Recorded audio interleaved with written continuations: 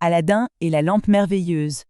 Quelque part en Afrique, vivait un puissant magicien qui possédait d'innombrables trésors, obtenus par magie. Un jour qu'il était assis devant ces étranges instruments grâce auxquels il pouvait voir le futur, il vit dans un tourbillon de fumée quelque chose qui lui coupa le souffle. Dans une ville lointaine vivait un jeune garçon, Aladin, qui possédait, sans le savoir, un très grand pouvoir magique. Plus encore, enterré dans une cave sous une colline hors les murs de la ville, se trouvait le plus merveilleux trésor qui soit au monde. Ce n'était pas tout, dans la même cave se trouvait une vieille lampe qui pouvait exaucer tous les désirs de celui qui la possédait. Aladin, et Aladin seulement, pouvait se rendre maître et du trésor et de la lampe. Le magicien, fasciné par ce qu'il avait vu, revint subitement sur terre. « Ne suis-je pas un grand magicien ?»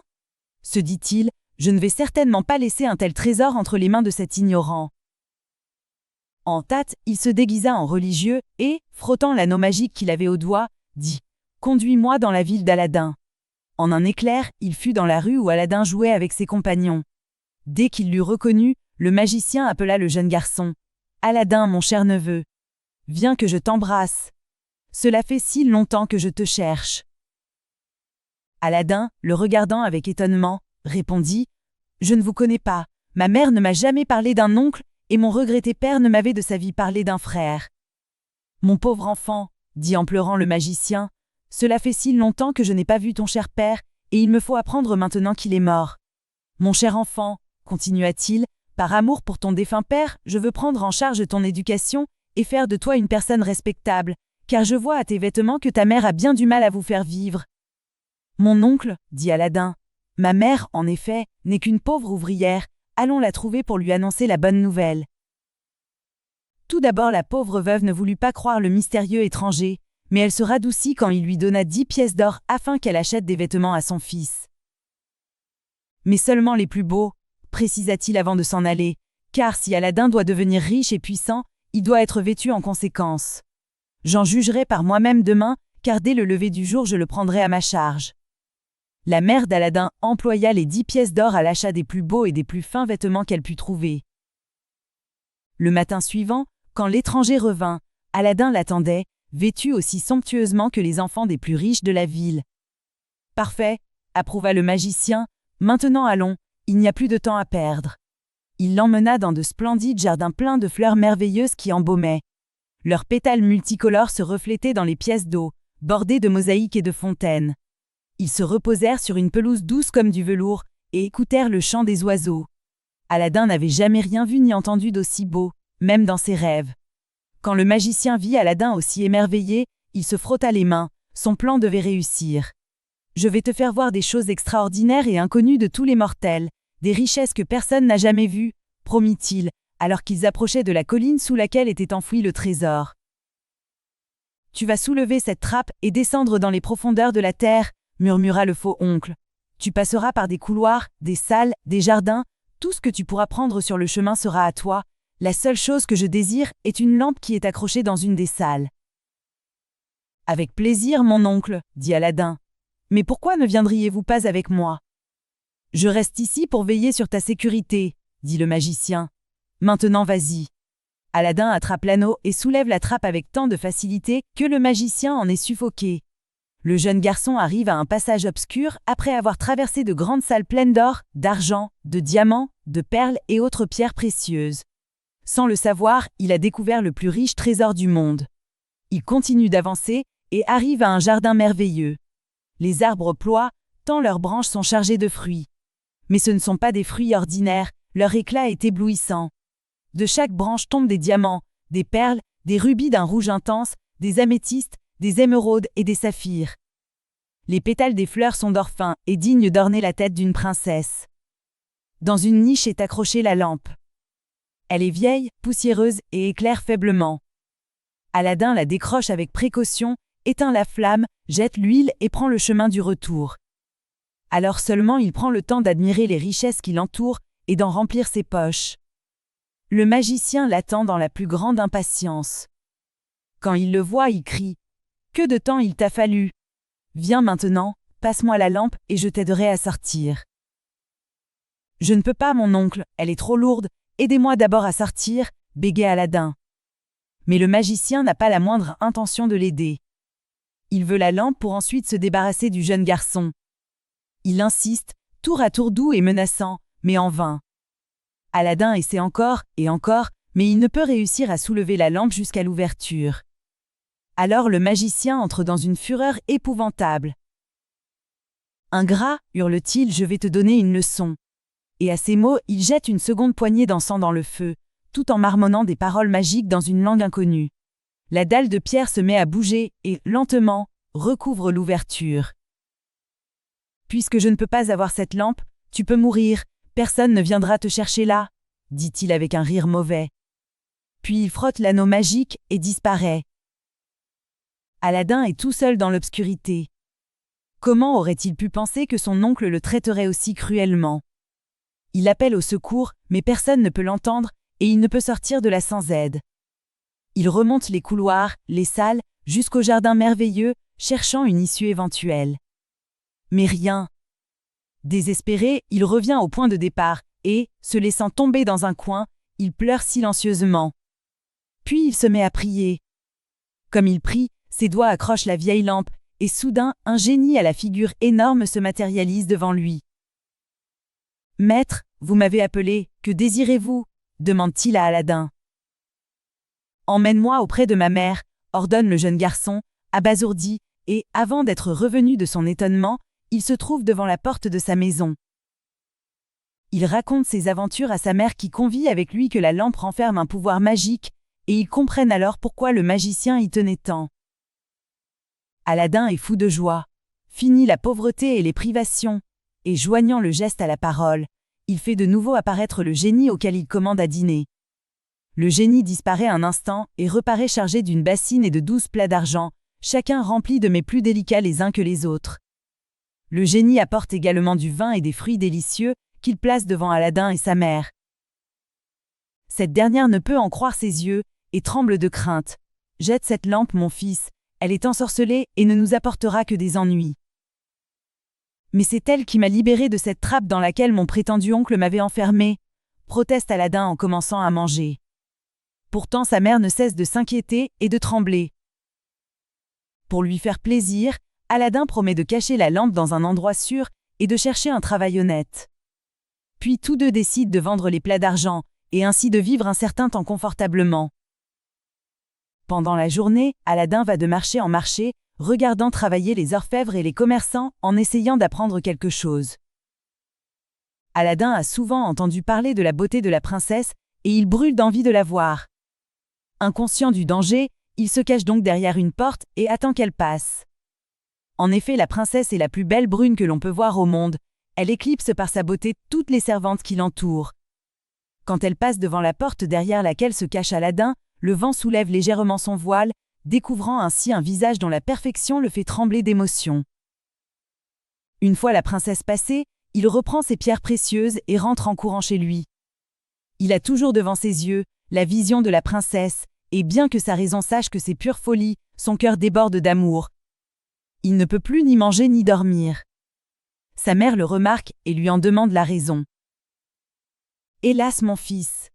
se lamente-t-elle lorsqu'il lui raconte son tourment. « La fille du sultan n'est pas pour quelqu'un comme toi, quel que soit ton amour pour elle, mon fils, il n'y faut plus penser. »« Ma fortune peut égaler celle du sultan, » rétorque Aladin. « J'ai beau n'être que le fils d'un pauvre tailleur, je suis sûr que le sultan ne possède pas de pierres précieuses comparables aux miennes. » Aladin dispose ses pierres précieuses dans le bassin d'argent et ajoute « Chère mère, vous allez vous présenter au sultan et demander pour moi la main de la princesse. Prenez ces joyaux et offrez-les au sultan. Ne me refusez pas cette faveur, je vous en supplie, ou je mourrai de chagrin. » Il n'y a rien qu'une mère ne ferait pour son fils. La mère d'Aladin prend donc le bassin plein de joyaux et, courageusement, se rend au palais. Après avoir franchi d'innombrables portes, elle arrive au divan, pièce immense où se trouvent les nobles, les vizirs et les juges de la cour. Au centre de la pièce, trône le sultan en personne, écoutant les requêtes de ses sujets. Quand elle le voit, la mère d'Aladin se sent défaillir et elle veut rebrousser chemin, mais le sultan la remarque. « Faites venir cette femme, je suis curieux de savoir ce qu'elle désire, » dit-il à son grand vizir. Une fois devant lui, la mère d'Aladin se prosterne, baise le tapis qui couvre les marches du trône et dit Avant d'exposer à Sa Majesté le sujet extraordinaire qui me fait paraître devant son trône, je la supplie de me pardonner la hardiesse de la demande que je viens lui faire. »« Relève-toi, bonne femme, » répond gentiment le sultan. « Quoi que ce puisse être, je te le pardonne dès à présent, et il ne t'arrivera pas le moindre mal par le hardiment. »« Et qu'est-ce qui te permet de penser qu'il est digne de ma fille ?» questionne le roi amusé. « Il vous envoie ce présent, » répond bravement la mère d'Aladin en découvrant le bassin d'argent. Un murmure d'admiration parcourt l'assemblée.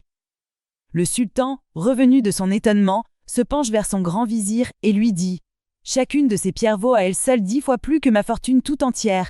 Que dis-tu d'un tel cadeau ?» Que dois-je répondre ? « Je dois reconnaître que le présent est digne de la princesse, » répond le vizir à contre-cœur. « Mais je pense qu'il serait prudent d'attendre quelques mois avant de vous prononcer, car je suis très soupçonneux quant à l'origine de ces pierres. »« Rentre chez toi, bonne femme, » reprend le sultan, « et dis à ton fils que j'accepte sa requête, mais qu'il lui faudra attendre 3 mois, car il me faut le temps de faire tous les préparatifs aussi, reviens au bout de ce temps-là. » La mère, débordante de joie, se dépêche de rentrer pour annoncer la bonne nouvelle. Cette nuit-là, Aladin s'endort le cœur léger, en remerciant Dieu de sa bonté. Mais il ne sait pas que le grand vizir est prêt à tout pour l'empêcher d'épouser la princesse, car lui-même a un fils qu'il veut marier à la fille du sultan, afin qu'il monte un jour sur le trône. D'ailleurs, le sultan ne lui a-t-il pas promis la princesse pour son fils bien avant que la mère d'Aladin ne se présente ? Va-t-il laisser un inconnu gâcher ses plans ? Le grand vizir sait ce qu'il lui reste à faire. Le sultan devient vieux et il perd un peu la tête. S'il n'entend plus parler d'Aladin pendant quelque temps, il oubliera sa promesse. Alors il pourra même le convaincre habilement que son propre fils est plus digne d'épouser la princesse Badroulboudour. Le vizir ne perd pas de temps. Le plus important dans la préparation d'un mariage est la procession qui, à travers la ville, se rendra jusqu'au palais du sultan. Le grand jour arrive. Des soldats et des gardes en uniforme de cérémonie défilent dans les rues, tandis que la population s'active à allumer des lampions et à jeter des fleurs. Aladin ne sait rien de tout cela, car il ne quitte pratiquement pas sa chambre, comptant les jours qui le séparent de sa chance. Pourtant ce soir-là, il s'aventure dans les rues et, étonné de voir la ville en fête, demande quelle est la raison de cette agitation. « Nous célébrons aujourd'hui le mariage du fils du grand vizir avec la princesse Badroulboudour, étranger, » lui répond-on. « Nous attendons que l'époux sorte du bain pour l'accompagner jusqu'au palais. » Aladin n'attend pas plus longtemps, il court jusqu'à sa chambre, prend la lampe qu'il avait cachée et fait glisser ses doigts sur le bronze. « Que désirez-vous, maître ?» demande aussitôt le génie. En ce moment même, la procession du mariage de la princesse Badroulboudour marche vers le palais du sultan. « Je veux prendre la place du prétendant. Mène le fils du vizir chez lui et enferme-le. Procure-moi aussi les mêmes vêtements que les siens. »« Il sera fait selon votre désir, maître, » répond l'esclave de la lampe. En un décimètre d'œil, Aladin est habillé et parfumé comme un prince et transporté au palais. La procession arrive à hauteur des portes du palais et personne n'a remarqué la substitution. Seul le sultan et le grand vizir s'étonnent à la vue de ce mystérieux étranger. Aladin se jette aux pieds du sultan, monarque au-dessus des monarques du monde, commence-t-il, je viens au sujet de la promesse que vous avez faite à ma mère. Le sultan irrité se tourne vers le grand vizir. Je me souviens, dit-il, ce doit être cet Aladin. Toi, mécréant, tu voulais que ton fils prenne sa place. Je pensais seulement à votre intérêt, dit le vizir, furieux de la tournure des événements. Et si vous voulez bien me permettre ce conseil, demandez à cet homme une dot digne de la princesse, vous ne savez même pas quelle est sa fortune. Le sultan réfléchit un moment et dit, notre coutume, Aladin, est d'exiger une grosse dot pour une princesse. Pour ma fille, je demande 40 plats d'or fin remplis de pierres précieuses. À cette seule condition, je te donnerai ma fille. Que sa majesté attende un instant, je reviens avec la dot qu'elle demande, répond Aladin au grand étonnement des personnes pressantes. En hâte, il rentre chez lui. Un instant plus tard, on le voit apparaître dans la rue suivi de 40 servantes, chacune portant sur la tête un plat du plus bel or rempli des plus beaux joyaux. Il s'est procuré tout cela grâce à sa lampe magique. Quelle magnifique procession! Aladin marche en tête, sur un superbe cheval arabe, suivi de sa mère, habillée comme une reine et accompagnée de 12 esclaves. Des cavaliers les suivent, jetant à la foule émerveillée des milliers de pièces d'or. Le sultan peut à peine en croire ses yeux. Il vient lui-même à la rencontre d'Aladin, l'embrasse comme son propre fils, et, n'écoutant plus les avertissements jaloux de son vizir, il donne l'ordre de commencer les festivités. En un instant, la musique retentit, et le sol se met à trembler sous les pieds des danseurs. Le palais ruisselle de lumière et tout le monde s'amuse. Le sultan, à qui Aladin a plu tout de suite, appelle ses juges et ordonne que le contrat de mariage soit signé sur le champ. Une fois la chose faite, Aladin se lève et demande la permission de se retirer. « Où voulez-vous aller, mon fils ?» lui demande le sultan. « Aujourd'hui est un grand jour et votre épouse vous attend. » Sa beauté est telle qu'elle mérite davantage que ce que j'ai pu lui donner jusqu'à présent, répond Aladin. J'ai décidé qu'avant le lever du jour, j'aurais fait construire un palais digne de recevoir la princesse. J'aimerais que vous choisissiez vous-même l'emplacement de notre future demeure. Choisissez la partie de mon royaume qu'il vous plaira, si vous pensez que c'est nécessaire, dit le sultan. Mais vous n'avez pas besoin d'un palais, car à partir de ce jour, celui-ci est le vôtre. Cette nuit-là, une armée de génies invisibles travaille à la construction du palais d'Aladin, tout près de celui du sultan. Il est tout de marbre fin, de jade et d'agate. Les pièces sont ornées d'or et d'argent, les murs de magnifiques tentures et les sols de merveilleuses mosaïques. Avant le lever du jour, le palais retentit des voix des servantes, du bruit de la vaisselle et du hennissement des chevaux dans les écuries. Le soleil se lève sur un tapis de velours qui court du palais d'Aladin au palais du sultan. Ainsi font les esclaves de la lampe conformément aux ordres d'Aladin. La princesse Badroulboudour tombe éperdument amoureuse d'Aladin dès qu'elle le voit, et les festivités de leur mariage durent 40 jours et 40 nuits dans le plus grand apparat. Le grand vizir, voyant que sa cause est perdue à jamais, ne tente plus d'empêcher leur bonheur. Ils auraient donc pu vivre parfaitement heureux si, quelque part, le terrible magicien ne s'était un jour souvenu d'Aladin. Encore une fois, du fin fond de l'Afrique, il décide d'essayer de rentrer en possession de la lampe merveilleuse et de savoir ce qu'il est advenu de cet Aladin qu'il a emprisonné dans la trappe. Il s'installe donc devant ses instruments et prononce la formule magique. Quelle n'est pas sa surprise de voir qu'Aladin vit comme un prince et qu'il a épousé la fille du sultan lui-même. Il entre dans une colère terrible, criant et gesticulant comme s'il était possédé par le diable, tout en se demandant comment lui dérober la fameuse lampe, car il est sûr que le fils d'un misérable tailleur n'a pu devenir gendre du sultan sans l'aide des pouvoirs magiques de la lampe.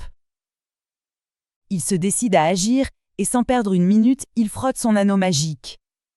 En un éclair, le voilà transporté dans la ville même où vit Aladin. Il se promène dans les rues, questionnant les passants. Bientôt il sait tout ce qu'il veut savoir sur Aladin et son palais. Alors il achète une douzaine de lampes neuves et commence à arpenter les rues en criant « Qui veut échanger une vieille lampe contre une neuve ? Qui veut échanger une vieille lampe contre une neuve ?» Les citadins, pensant que le camelot a perdu la raison, profitent sans chercher davantage de cette offre inespérée. Le magicien échange en souriant lampe après lampe, tout en se rapprochant du palais d'Aladin. Quand il arrive aux portes du palais, il ne lui reste plus qu'une lampe neuve contre une vieille, crie-t-il sous les fenêtres d'Aladin. Il a appris qu'Aladin et son épouse ne sont pas au palais, ainsi ne craint-il pas d'être découvert. Il tremble d'émotion lorsque l'un des esclaves du palais ouvre la fenêtre et lui crie « Attends un instant, notre maître a une très vieille lampe dans sa chambre. Je crois qu'il serait bien content si on la lui changeait pour une neuve. » Le magicien n'en croit pas ses yeux, l'esclave lui donne contre une neuve la lampe merveilleuse qu'il désire depuis si longtemps. Dès qu'il l'a entre les mains, il se hâte de quitter la ville, puis il attend que la nuit tombe et que le palais soit endormi. Alors il frotte la lampe et le génie lui apparaît. « Maître, que désirez-vous » demande-t-il. « Je veux que le palais d'Aladin ainsi que la princesse soient transportés chez moi en Afrique, mais je veux qu'Aladin reste ici. Il s'expliquera lui-même avec le sultan, dit-il avec un rire mauvais. La nuit est sans étoiles et sans lune. Tout à coup, sans que personne ne s'en aperçoive, le palais s'élève dans le ciel, ne laissant à la place qu'une vaste surface de terre battue. Le matin, quand le sultan se réveille, il regarde comme il en a l'habitude, vers le palais d'Aladin. Mais ce jour-là, il ne peut en croire ses yeux. Est-il en train de rêver ? Hélas non, n'en aurait dit qu'un énorme coup de vent a balayé la terre et a tout emporté. À la place du palais, il n'y a plus qu'un espace vide. Horrifié, le vieux sultan fait appeler son grand vizir. « Dis-moi ce que tu vois, lui ordonne-t-il en ouvrant la fenêtre. Majesté, le palais du prince a disparu, s'écrie le vizir stupéfait. Puis, se tournant vers le sultan, il ajoute « Si seulement vous m'aviez écouté, j'ai toujours pensé que cet Aladin avait usé de moyens malhonnêtes et de magie pour épouser votre fille. Il faut l'attraper, le punir sévèrement et le forcer à s'expliquer. » « Il faut qu'il souffre les pires tortures, crie-t-il fou de rage. Lancez les gardes à sa recherche, qu'on fouille toute la ville pour le retrouver. Il ne cherche pas longtemps. Aladin dort profondément près d'un buisson. On l'amène devant le sultan fou furieux, et lorsqu'il est jeté dans le plus noir et le plus profond cachot, il n'a toujours pas compris ce qui lui arrive. Il est là impuissant, sans défense. Très loin au-dessus de lui, il entend la voix du sultan. « Je te donne 4 jours et 4 nuits. Si d'ici là la princesse Badroulboudour n'est pas revenue, je te ferai couper la tête. » Aladin l'écoute le cœur serré. Où donc est sa chère princesse? Il réfléchit longtemps à sa mystérieuse disparition et à la non moins mystérieuse disparition de son palais. Il comprend enfin que seul le magicien peut être l'auteur de ce crime. Mais comment le retrouver maintenant qu'il n'a plus sa lampe merveilleuse? Tandis qu'Aladin souffre dans sa prison, le magicien fait sa cour à la pauvre princesse Badroulboudour. « Rien ne sert de pleurer, belle princesse, vous ne reverrez jamais Aladin, lui répète-t-il sans cesse. Maintenant que je vous ai fait amener ici, en Afrique, vous et votre palais, personne n'osera plus essayer de vous enlever à moi. Je vous ai choisi pour épouse, et ce soir je viendrai vous demander votre main. Si vous refusez de me prendre pour époux, malheur à vous, ajoute-t-il d'une voix menaçante avant de la quitter. La princesse se cache tout d'abord la tête dans les mains et se met à pleurer. Puis elle imagine un plan. Si Aladin est impuissant, sans le secours de sa lampe, elle, au moins, peut agir. Ce soir-là, elle met sa plus belle robe, s'enduit des plus riches parfums et ordonne qu'on prépare un somptueux festin, accompagné des vins les plus forts. Puis elle s'assoit et attend le magicien. Elle l'accueille avec son plus doux sourire. « Vous êtes mon maître ?» lui murmure-t-elle en se prosternant devant lui. Le magicien ne peut détacher les yeux de la merveilleuse princesse. « Je vois que vous avez pensé à ma proposition, » commence-t-il, mais elle ne le laisse pas terminer. Elle l'invite à se mettre à table, lui offre un verre de vin. La soirée passe, la princesse parle, rit, dit 1000 bêtises, et le magicien ne cesse de boire. « Je sais, mon maître, » dit enfin la princesse, « que votre pouvoir dépasse de loin celui de tous les rois du monde. D'où le tenez-vous » ? De cette lampe, bégait le magicien, sortant de sa robe la lampe merveilleuse, il me suffit de la frotter ici et, il ne peut terminer ça. Phrase, il glisse lourdement sur le sol et se met à ronfler. La princesse n'attendait que cet instant, elle attrape la lampe et la frotte comme le magicien lui a indiqué. « Que désirez-vous, maîtresse ?» demande le génie qui est si grand et si impressionnant que la princesse en est terrifiée. « Envoie ce magicien en enfer et reviens tout de suite », commande-t-elle, reprenant courage. Le géant s'empare immédiatement du magicien et disparaît pour reparaître une seconde plus tard. « Vous n'entendrez plus parler de ce magicien, dit-il. Désirez-vous autre chose, princesse ? Ramenez ce palais où il était. » La lampe une fois de plus réalise les désirs de la princesse. Avant que le coq ne chante, Aladin est libéré et rendu à sa princesse. Le sultan se réjouit avec eux, et Aladin oublie bien vite les souffrances du cachot. Mais à partir de ce jour, la lampe disparaît, et on n'en entend plus parler. L'intelligente princesse l'a cassée en 1000 morceaux, elle en a brûlé une partie, enterré une autre, et jeté le reste à la mer. Ainsi agit-elle, car elle craint l'envie et le désir de pouvoir, qui sont souvent plus forts chez les hommes que la bonté.